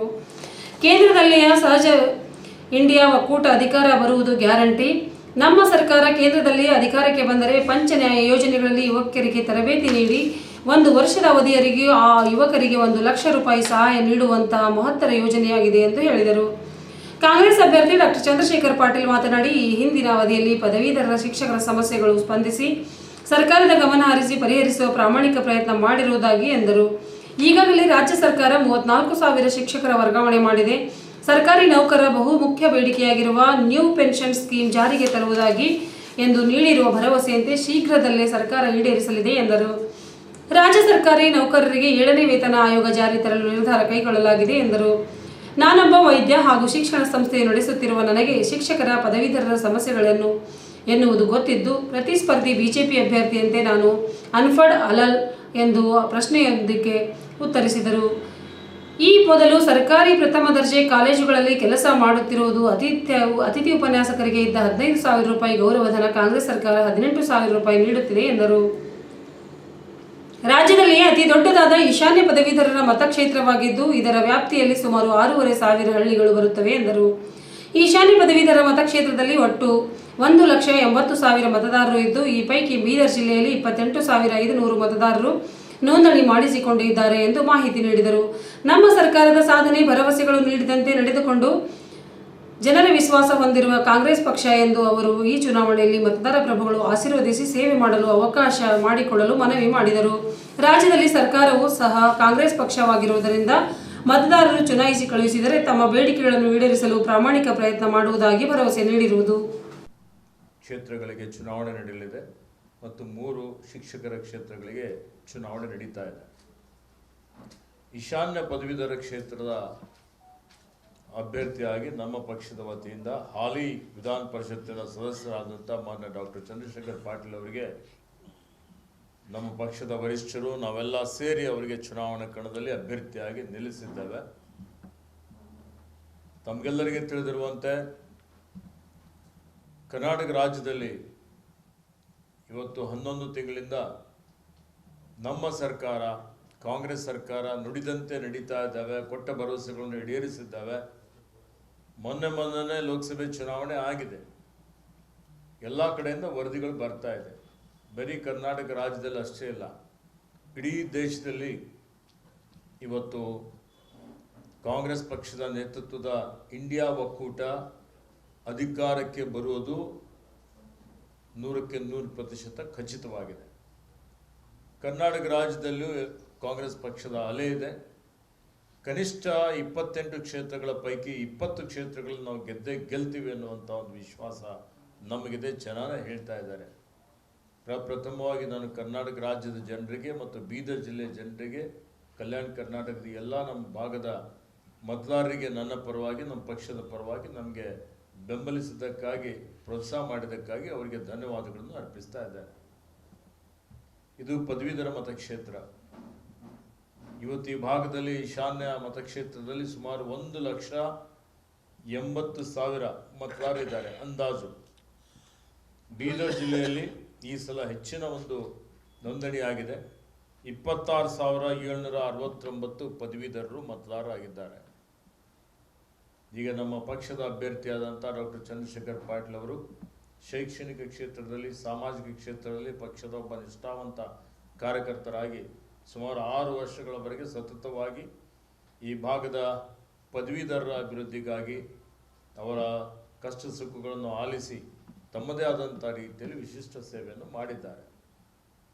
ಇವತ್ತು ತಾವು ನೋಡ್ತಾ ಇದ್ದೀರಿ, ಹಿಂದೆ 10 ವರ್ಷ ಕೆಳಗಡೆ ಭಾರತೀಯ ಜನತಾ ಪಕ್ಷ ಕೇಂದ್ರದಲ್ಲಿ ಅಧಿಕಾರಕ್ಕೆ ಬಂತು. ಅಧಿಕಾರಕ್ಕೆ ಬರೋಕ್ಕಿಂತ ಪೂರ್ವದಲ್ಲಿ ಭಾಳ ದೊಡ್ಡ ದೊಡ್ಡ ಭರವಸೆಗಳನ್ನು ಕೊಟ್ಟಿದ್ದರು.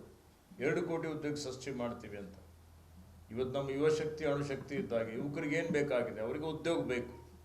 ಉದ್ಯೋಗ ಒಂದು ದೊಡ್ಡ ಸವಾಲಿದೆ. ಇವತ್ತು ಎಲ್ಲ ಅಂಕಿಅಂಶಗಳು ಸರ್ಕಾರದನೇ ಒಂದು ಅಂಗಸಂಸ್ಥೆ ಆದಂಥ NSS ಪ್ರಕಾರ, ನ್ಯಾಷನಲ್ ಸರ್ವೆ ಏನು ಮಾಡ್ತಾರೆ, ಅವ್ರ ಪ್ರಕಾರ 45 ವರ್ಷದ ದೇಶದ ಇತಿಹಾಸದಲ್ಲಿ ಎಲ್ಲಕ್ಕಿಂತ ಹೆಚ್ಚಿನ ಒಂದು ನಿರುದ್ಯೋಗದ ಸಮಸ್ಯೆ, ನಿರುದ್ಯೋಗದ ದರ ಈಗ ಈ BJP NDA ಸರ್ಕಾರದ ಕಾರ್ಯಕಾಲದಲ್ಲಿ ಬಹಳ ಜಾಸ್ತಿ ಆಗಿದೆ ಇವತ್ತು. ಹೀಗಾಗಿ ಕರ್ನಾಟಕದಲ್ಲಿ ನಮ್ಮ ಸರ್ಕಾರ ಪದವೀಧರರಿಗೆ ಈಗಾಗಲೇ 5 ಗ್ಯಾರಂಟಿಗಳು ಕೊಟ್ಟಿದ್ದೀವಿ. ಅದರಲ್ಲಿ ವಿಶೇಷವಾಗಿ ಒಂದು ಗ್ಯಾರಂಟಿ ಯುವನಿಧಿ ಕಾರ್ಯಕ್ರಮ. ಆ ಯುವನಿಧಿ ಕಾರ್ಯಕ್ರಮ ವಿಶಿಷ್ಟವಾದಂಥ ಒಂದು ಕಾರ್ಯಕ್ರಮ.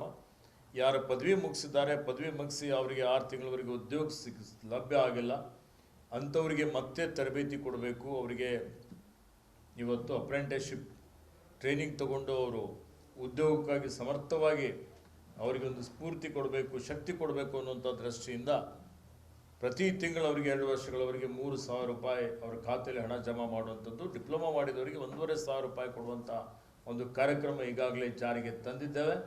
ಇದರಿಂದ ಸಾಕಷ್ಟು ಸಾವಿರಾರು ಜನ, ಲಕ್ಷಾಂತರ ಜನ ಯುವಕರಿಗೆ, ಯುವತಿಯರಿಗೆ ಭಾಳ ಇದು ಅನುಕೂಲ ಆಗ್ತಾ ಇದೆ ಅನ್ನುವಂಥ ಮಾತನ್ನು ತಮ್ಮ ಮುಖಾಂತರ ನಾನು ಯುವಕರಿಗೆ ಇವತ್ತು ತಿಳುವಳಿಕೆ ಹೇಳಲಿಕ್ಕೆ ಬಯಸ್ತಾ ಇದ್ದೇನೆ. ಅದೇ ರೀತಿಯಲ್ಲಿ ಇವತ್ತು ಕೇಂದ್ರದಲ್ಲಿ ನಮ್ಮ ಸರ್ಕಾರ ಈಗೇನು ಅಧಿಕಾರಕ್ಕೆ ಜೂನ್ 4 ನಂತರ ಬಂದ ಮೇಲೆ ಇನ್ನು 5 ಪಂಚ ನ್ಯಾಯ ಗ್ಯಾರಂಟಿಗಳನ್ನು ನಾವು ಕೊಟ್ಟಿದ್ದೇವೆ.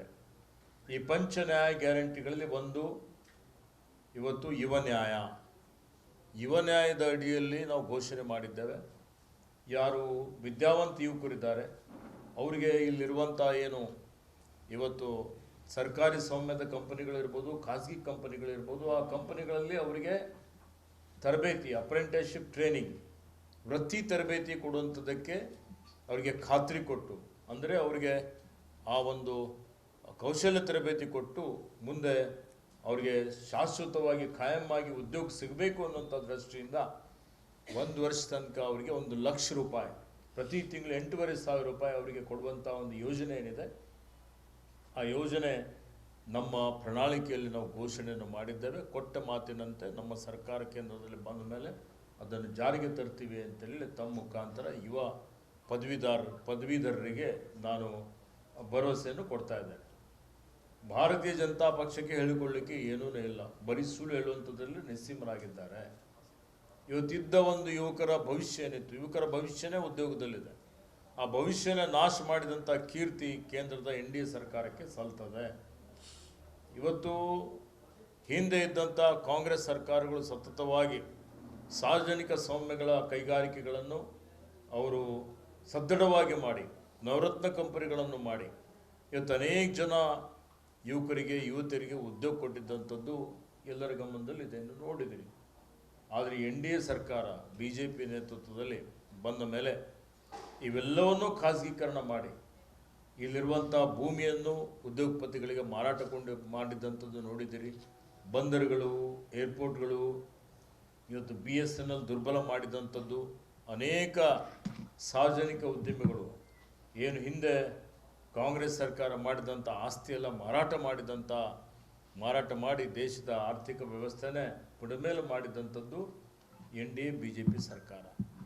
ಹೀಗಾಗಿ ಇವತ್ತು ಕಾಂಗ್ರೆಸ್ ಯುವಕರಿಗಾಗಿ, ಪದವೀಧರರಿಗಾಗಿ ವಿಶೇಷವಾದಂಥ ಕಾರ್ಯಕ್ರಮಗಳನ್ನು ನಾವು ರೂಪಿಸಿದ್ದೇವೆ. ಅದರಲ್ಲಿ ವಿಶೇಷವಾಗಿ ಕಲ್ಯಾಣ ಕರ್ನಾಟಕದ ಏನು 371 ಜೆಯಲ್ಲಿ ತಿದ್ದುಪಡಿ ತಂದ ಮೇಲೆ ನಮ್ಮ ಸರ್ಕಾರ, ಹಿಂದೆ ಕಾಂಗ್ರೆಸ್ ಸರ್ಕಾರ ಇದ್ದಾಗ ಸಿದ್ದರಾಮಯ್ಯನವರ ನೇತೃತ್ವದಲ್ಲಿ ತೀರ್ಮಾನವನ್ನು ಮಾಡಿದ್ದೇವೆ. ಇಲ್ಲಿರುವಂಥ ಖಾಲಿ ಹುದ್ದೆಗಳನ್ನು ಎಲ್ಲವನ್ನು ಇವತ್ತು ಆರ್ಥಿಕ ಇಲಾಖೆಯ ಪೂರ್ವಾನುಮತಿ ಇಲ್ಲದೆ ಭರ್ತಿ ಮಾಡಬೇಕು ಅನ್ನುವಂಥದ್ದು ನಮ್ಮ ಕಾರ್ಯಕಾಲದಲ್ಲಿ ಸುಮಾರು 31,000 ಹುದ್ದೆಗಳನ್ನು ನಾವು ಭರ್ತಿ ಮಾಡಿ ಯುವಕರಿಗೆ ಉದ್ಯೋಗವನ್ನು ಕೊಟ್ಟಿದ್ದೇವೆ. ಇದು ದಾಖಲೆ ಇದೆ. ಆದರೆ ಹಿಂದೆ 4 ವರ್ಷ BJPಯ ದುರಾಡಳಿತದಲ್ಲಿ ಕಲ್ಯಾಣ ಕರ್ನಾಟಕಕ್ಕೆ ಸಂಪೂರ್ಣ ನಿರ್ಲಕ್ಷ್ಯ ಮಾಡಿ, ಮಲ್ತಾಯಿ ಧೋರಣೆ ಅನುಸರಿಸಿ ಘೋರ ಅನ್ಯಾಯ ಮಾಡಿ ಒಂದೇ ಒಂದು ಹುದ್ದೆನೂ ಅವರು ಭರ್ತಿ ಮಾಡಿಲ್ಲ. ನಾವು ಮೊನ್ನೆ ಪ್ರಣಾಳಿಕೆಯಲ್ಲಿ ಘೋಷಣೆ ಮಾಡಿದ್ದೇವೆ, ನಮ್ಮ ಸರ್ಕಾರ ಬಂದ ಮೇಲೆ ಖಾಲಿ ಇರುವಂಥ ಎಲ್ಲ ಹುದ್ದೆಗಳನ್ನು ನಾವು ಭರ್ತಿ ಮಾಡ್ತೀವಿ ಅಂತೇಳಿ ಆ ಪ್ರಕ್ರಿಯೆ ಪ್ರಾರಂಭ ಮಾಡಿದ್ದೇವೆ. ಉದಾಹರಣೆಗೆ ನಮ್ಮ ಅರಣ್ಯ ಇಲಾಖೆಯಲ್ಲಿ ಈಗ ನಾನು ಸಚಿವನಾದ ಮೇಲೆ ಸುಮಾರು 540 ಇವತ್ತು ಅರಣ್ಯ ವೀಕ್ಷಕರ ಹುದ್ದೆಗಳು, 310 ಇವತ್ತು ವಾಚರ್ಸ್ ಹುದ್ದೆಗಳು, ಸುಮಾರು 850 ಹುದ್ದೆಗಳ ಭರ್ತಿಗೆ ಅಧಿಸೂಚನೆ ನಾವು ಈಗಾಗಲೇ ಹೊರಡಿಸಿದ್ದೇವೆ. ಈಗಾಗಲೇ 3/4/2024ರಲ್ಲಿ ಗ್ರ್ಯಾಜುಯೇಟ್ ಕಾನ್ಸ್ಟಿಟ್ಯೂನ್ಸಿ ಎಲೆಕ್ಷನ್ ಇವತ್ತು ನಾವೆಲ್ಲ ಸೇರಿ ತಮಗೆಲ್ಲ ಗೊತ್ತಿದ್ದಂಗೆ 1,80,000 ನೋಂದಣಿ ಆಗಿದೆ. ಇಡೀ ಕರ್ನಾಟಕದಲ್ಲಿ ಎಲ್ಲಕ್ಕ ದೊಡ್ಡದು ಕಾನ್ಸ್ಟಿಟ್ಯೂನ್ಸಿ ಅಂದ್ರೆ ಇದು ಕಲ್ಯಾಣ ಕರ್ನಾಟಕ. ಲಾಸ್ಟ್ ಟೈಮ್ 84,000 ನೋಂದಣಿ ಆಗಿತ್ತು. ಈ ಸತಿ 1,80,000 ನೋಂದಣಿ ಆಗಿದೆ. 1,80,000 ನೋಂದಣಿ ಆಗಿದೆ. ಬೀದರು 26,800 ನೋಂದಣಿ ಆಗಿದೆ. ಹಾಗಾಗಿ ತಮ್ಗೆಲ್ಲ ಗೊತ್ತಿದ್ದಂಗೆ ಸುಮಾರು 10 ತಿಂಗಳಿಂದ ಜನಪರ ಸರ್ಕಾರ ಈ ನಮ್ಮ ಕರ್ನಾಟಕದಲ್ಲಿ ತಮ್ಗೆ ಗೊತ್ತಿದ್ದಂಗೆ ಈಗಾಗಲೇ ಮೊನ್ನೆ ನಮ್ಮ ಸರ್ಕಾರ ಬಂದ ಕೂಡಲೇ 34,000 ಶಿಕ್ಷಕರಿಗೆ ವರ್ಗಾವಣೆ ಮಾಡಲಾಗಿದೆ. ಮತ್ತು ನಮ್ಮ ಹತ್ರ ಈ ಸದ್ಯ ಬರ್ನಿಂಗ್ ಪಾಯಿಂಟ್ ಏನಿದೆ ಅಂದ್ರೆ OPS, NPS ಇಂದ OPS ಮಾಡಬೇಕು. ನ್ಯೂ ಪೆನ್ಷನ್ ಸ್ಕೀಮು ಯಾವಾಗ 1/4/2006 ಅವಾಗ ಮಾನ್ಯ ಕುಮಾರಸ್ವಾಮಿ ಅವರು ಮುಖ್ಯಮಂತ್ರಿ ಇದ್ರು, ಯಡಿಯೂರಪ್ಪರು ಉಪಮುಖ್ಯಮಂತ್ರಿ ಇದ್ರು. ಆ ಸಮಯದಲ್ಲಿ ಇದು ತೆಗೆದಿದ್ದಾರೆ, ಏನಂತ NPS ಮಾಡಿದ್ದಾರೆ, OPS ತೆಗೆದು. ಹಾಗಾಗಿ ಈಗ ನಮ್ಮ ಸರ್ಕಾರದಲ್ಲಿ ಮ್ಯಾನಿಫೆಸ್ಟೋಯಲ್ಲಿ ಇದು ಕೊಟ್ಟಿದ್ದಾರೆ, ಏನಂತ ಮುಂದೆ ಬರುವಂತ ದಿನಗಳಲ್ಲಿ OPS ಮಾಡ್ತೀವಿ ಅಂತ ಹೇಳಿ. ಹಾಗಾಗಿ ಎಲ್ಲ ಶಿಕ್ಷಕರು, ಎಲ್ಲ ಪದವೀಧರರಿಗೆ ಕಾಂಗ್ರೆಸ್ ಪಕ್ಷ ಮೇಲೆ ಸಾಕಷ್ಟು ಏನಾದ್ರೂ ಏನಾದ್ರೂ ಕೆಲಸ ಆಗುತ್ತೆ ಅಂದ್ರೆ ಅದು ಕಾಂಗ್ರೆಸ್ ಪಕ್ಷ ಇದ್ದಾಗ ಮಾತ್ರ ನಮ್ಮ ಪದವೀಧರರು ಮತ್ತು ಶಿಕ್ಷಕರಿಗೆ ತಾವು ನೋಡ್ತಾ ಇದ್ರಿ. ಮತ್ತ ಈಗಾಗಲೇ ನಮ್ಮ 7 ಪೇ ಕಮಿಷನ್ ಕಮಿಟಿನೂ ಮಾಡಿದಾರ. ಸ್ವಲ್ಪ ಇನ್ನೂ ಇದು ಈ ಎಲೆಕ್ಷನ್ ಆದ ಕೂಡಲೇ ಅದನ್ನು ಅದ್ರ ಬಗ್ಗೆ ಚರ್ಚೆ ಮಾಡಿ ಅದನ್ನು ಮಾಡ್ಬೇಕಂತ ಡಿಸಿಷನ್ ತಗೊಂಡಿದಾರ. ಈಗ ಎಲ್ಲಕ್ಕ ಮುಖ್ಯವಾದ ಅಂದ್ರೆ ಏನಂದ್ರೆ ಯುವ ನಿಧಿ, ಯಾರ್ಯಾರು ಎಜುಕೇಶನ್ ಮಾಡಿ ಮನೆಯಲ್ಲಿ ಕುಂತಿದಾರ ಅವರಿಗೆ ಡಿಗ್ರಿ ಮುಗಿದಿದವ್ರಿಗೆ 3,000 ರೂಪಾಯಿ, ಡಿಪ್ಲೊಮಾ ಪಾಸ್ ಆಗಿದವ್ರಿಗೆ 1,500 ರೂಪಾಯಿ. ಯಾಕಂದ್ರೆ ಅವರಿಗೆಲ್ಲ ಏನೇ ಕೆಲಸ ಮಾಡ್ಬೇಕಾಯ್ತು, ಒಂದು ಹೊಸ ಇನ್ನೂ ಅಪ್ಲಿಕೇಶನ್ ತುಂಬಬೇಕು, ಏನಾದ್ರೂ ಅವ್ರ ಕಷ್ಟಕ್ಕೆಲ್ಲ ಕೆಲಸ ಬರ್ಬೇಕಂತ ಹೇಳಿ ನಮ್ಮ ಕರ್ನಾಟಕ ಸರ್ಕಾರ 3,000 ಮತ್ತು 1,500 ರೂಪಾಯಿ ಅನುದಾನ ಕೊಡ್ತಾ ಇದೆ. ಹಾಗಾಗಿ ಈಗಾಗಲೇ ಮತ್ತೊಂದು MP ಎಲೆಕ್ಷನ್ ಅಲ್ಲೂ ಇದು ಮಾಡಿದಾರ. ಒಂದು ಗ್ರಾಜುಯೇಟ್ ಇದ್ದವ್ರಿಗೆ ತಿಂಗಳ 8,500 ಕೊಡ್ಬೇಕಂತ ಹೇಳಿ. ಹಾಗಾಗಿ ಎಲ್ಲ ಪದವೀಧರರು ಮತ್ತು ಶಿಕ್ಷಕರು ಯಾವಾಗೂ ಕಾಂಗ್ರೆಸ್ ಪಕ್ಷದಲ್ಲಿ ಈ ಸತಿ ಎಲ್ಲ ಕಡೆ ಸುಮಾರು 2 ಸತಿ ನಾನು ಶರಣಪ್ಪ ಮೊಟ್ರೂರು ಔರಾಲಿಂದ ಹರಪನಹಳ್ಳಿವರೆಗೆ 2-3 ಸತಿ ಸುತ್ತ ಹಾಕಿದೀವಿ. ಇದು ನಮಗ 6,000 ಊರು ಬರುತ್ತೆ. ಈಗಾದ್ರೆ ಒಂದು MLA ಅವರಿಗೆ 140-150 ಊರು ಬರುತ್ತೆ. ಹಾಗಾಗಿ 42 ಮತಕ್ಷೇತ್ರದಲ್ಲಿ 6,500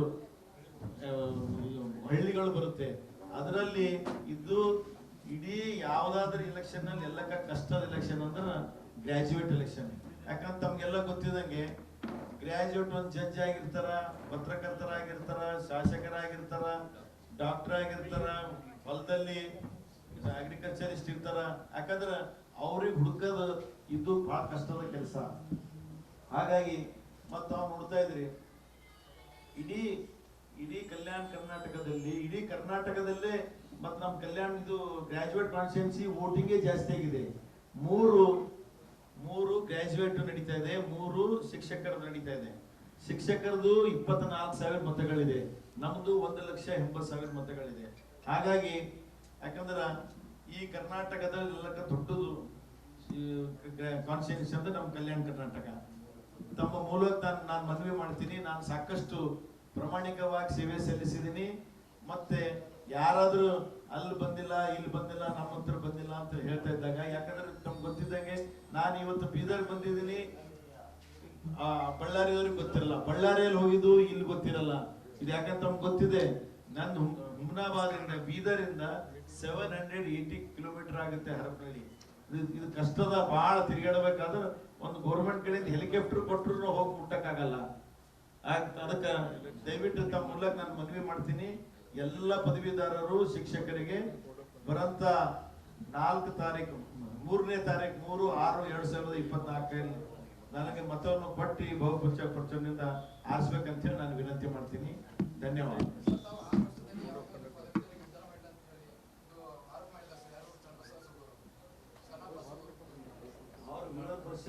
ವಿರೋಧ ಪಕ್ಷದವರು ಹೀಗೆ ಟೀಕೆ ಟಿಪ್ಪಣಿ ಅಂತೂ ಮಾಡ್ತಾರ. ಇದರಲ್ಲಿ ಏನಿದೆ, ಸದನಲ್ಲಿದೆ, ಸದನದಲ್ಲಿ ನಾವು ಮಾತಾಡ್ಬೇಕಾದ್ರೆ ನಾವು 14 ಮಂದಿ MLC ಆಗಿರ್ತೀವಿ. ಎಲ್ಲ ಶಿಕ್ಷಕರು ನಮ್ದು ಪದವೀಧರರು, ಒಬ್ಬರು ಯಾರಾದ್ರೂ ಮಾತಾಡಿದ್ರು ಅವ್ರ ಜೊತೆ ನಾವು ಇರ್ತೀವಿ. ಇದು ಒಂದು ಕ್ವಶನ್ಸ್ ಹಾಕ್ಬೇಕು, ನಾವು ಒಂದು ಬರೆದು ಇದ್ರಲ್ಲಿ ಕೊಡ್ಬೇಕಾಗುತ್ತೆ. ಹಾಗಾಗಿ ಎಲ್ಲರೂ ಕೂಡ ಒಂದೇ ಆಗಿರ್ತೀವಿ. ಏನೇ ಆದ್ರೂ ಎಲ್ಲರೂ ಕೂಡ ಕೆಲಸ ಮಾಡಕ್ ನಾವು ಸಿದ್ಧವಾಗಿದ್ದೀವಿ, ಮಾಡಿದೀವಿ. ಈಗ ಮೊನ್ನೆ 34,000 ಜನರಿಗೆ ವರ್ಗಾವಣೆ ಆಗಿದೆ. ಮತ್ತೆ ಈಗ ನಮ್ಮ guest lectures, degree college guest lecture ಮುಂಚೆ 15,000 ಸಂಬಳ ಇತ್ತು, ಇವತ್ತು 30,000 ಮಾಡಿದ್ದೀವಿ. ನಮ್ಮ ಗೌರ್ಮೆಂಟ್ ಪಕ್ಷ ಬಂದಾಗ ಸಾಕಷ್ಟು ಕೆಲಸ ಮಾಡಿದ್ದೀವಿ.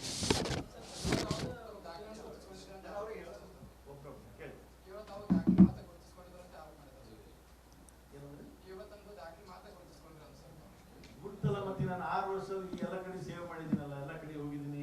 ನಾನು ಒಂದು ಎಜುಕೇಶನ್ ಇನ್ಸ್ಟಿಟ್ಯೂಷನ್ ನಡೆಸ್ತಾ ಇದ್ದೀನಿ. ನನಗೂ ಗೊತ್ತಾ, ರನ್ನಿಂಗ್ KG to PG ಯಾವ ಶಿಕ್ಷಕರದ್ದು ಏನ್ ಪ್ರಾಬ್ಲಮ್ ಇದೆ ಏನಿಲ್ಲ. ಡಾಕ್ಟರ್ ಎಜುಕೇಟೆಡ್, ನಾನು ಅಮರ್ನಾಥ್ ಅವರಪ್ಲೆ ಅನ್ಎಜುಕೇಟೆಡ್ ಇಲ್ಲ. ಜಿಲ್ಲೆಯಲ್ಲಿ ಈಗಾಗಲೇ ಬೇಸಿಗೆಯಲ್ಲಿ ಕುಡಿಯುವ ನೀರಿನ ಸಮಸ್ಯೆ ಆಗದಂತೆ ಎಲ್ಲಾ ಅಧಿಕಾರಿಗಳು ಅಚ್ಚುಕಟ್ಟಾಗಿ ಕಾರ್ಯನಿರ್ವಹಿಸಿದ್ದಾರೆ. ಇನ್ನು 15 ದಿನಗಳವರೆಗೆ ಕುಡಿಯುವ ನೀರಿನ ಸಮಸ್ಯೆ ಆಗದಂತೆ ತಾಲೂಕಾ ಮಟ್ಟದ ಅಧಿಕಾರಿಗಳು ಎಚ್ಚರ ವಹಿಸಬೇಕು ಎಂದು ಜಿಲ್ಲಾಧಿಕಾರಿ ಗೋವಿಂದ ರೆಡ್ಡಿ ಹೇಳಿದರು. ಅವರು ಗುರುವಾರ ಜಿಲ್ಲಾಧಿಕಾರಿಗಳ ಕಚೇರಿ ಸಭಾಂಗಣದಲ್ಲಿ ಜಿಲ್ಲಾಧಿಕಾರಿಗಳ ಅಧ್ಯಕ್ಷತೆಯಲ್ಲಿ ಕುಡಿಯುವ ನೀರಿನ ಸಮಸ್ಯೆಗಳ ಕುರಿತು ಅಧಿಕಾರಿಗಳೊಂದಿಗೆ ಕರೆದ ಸಭೆಯ ಅಧ್ಯಕ್ಷತೆ ವಹಿಸಿ ಮಾತನಾಡಿದರು. ಜೂನ್ ಮಾಹೆಯಲ್ಲಿ ಉತ್ತಮವಾಗಿ ಮಳೆ ಬರುವ ನಿರೀಕ್ಷೆ ಇದೆ. ಜಿಲ್ಲೆಯಲ್ಲಿ ಎಲ್ಲಾ ತಾಲೂಕುಗಳಲ್ಲಿ 102 ಖಾಸಗಿ ಬೋರ್ವೆಲ್ಗಳನ್ನು ಬಾಡಿಗೆ ಪಡೆಯಲಾಗಿದೆ.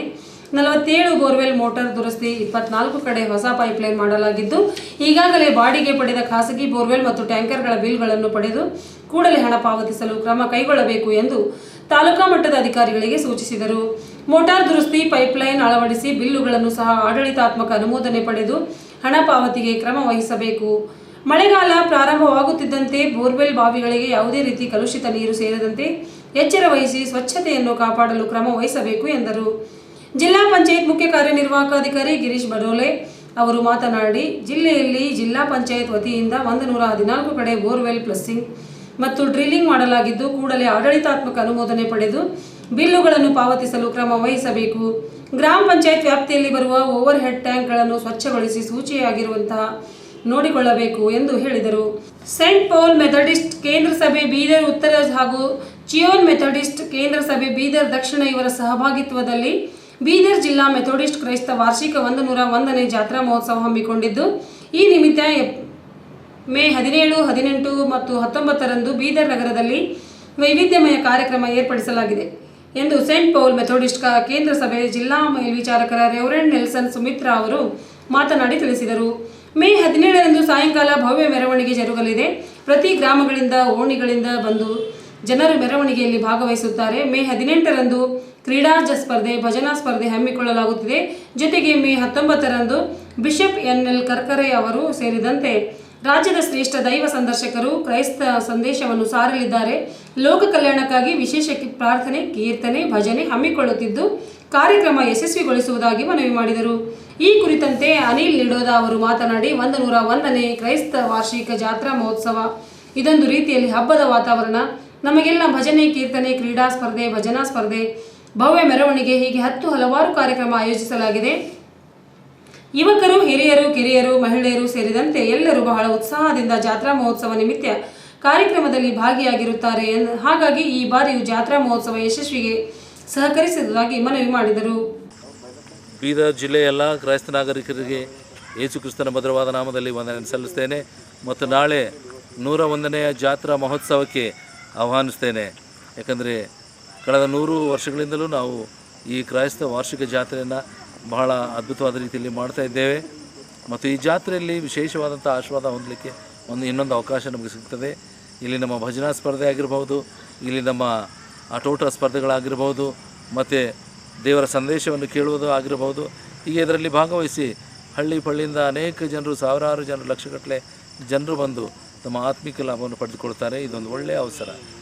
ಇದಕ್ಕೆ ಎಲ್ಲ ಹಳ್ಳಿ ಪಳ್ಳಿಗಳಿಂದ ನಾನು ಅವರಿಗೆ ಆಹ್ವಾನಿಸ್ತೇನೆ. ದೇವರು ಅವರ ಜೀವನದಲ್ಲಿ ಒಳ್ಳೆಯದನ್ನು ಮಾಡಲಿ ಮತ್ತು ಅವರು ಶಾಂತಿ ಸಮಾಧಾನ ಹೊಂದ್ಕೊಳ್ಳಿ.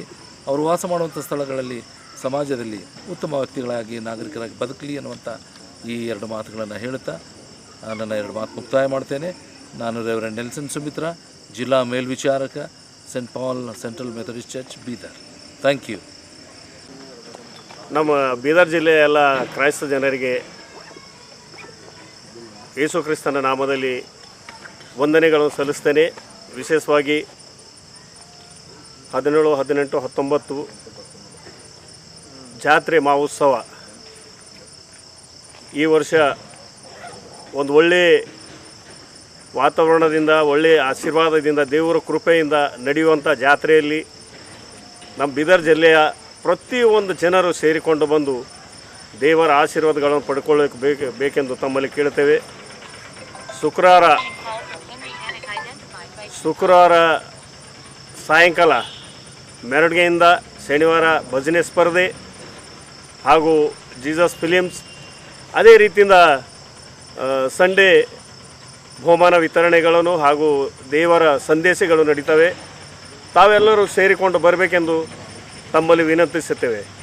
ಎಲ್ಲರಿಗೆ ಜಾತ್ರೆಯ ಶುಭವನ್ನು ಕೋರುತ್ತೇವೆ. ನಾನು ಅನಿಲ್ ನಿಡೋದ, ಕರ್ನಾಟಕ ಕ್ರಿಶ್ಚಿಯನ್ ರಕ್ಷಣೆ ವೇದಿಕೆ ಜಿಲ್ಲಾಧ್ಯಕ್ಷನಾಗಿ ಮಾತಾಡ್ತೇನೆ.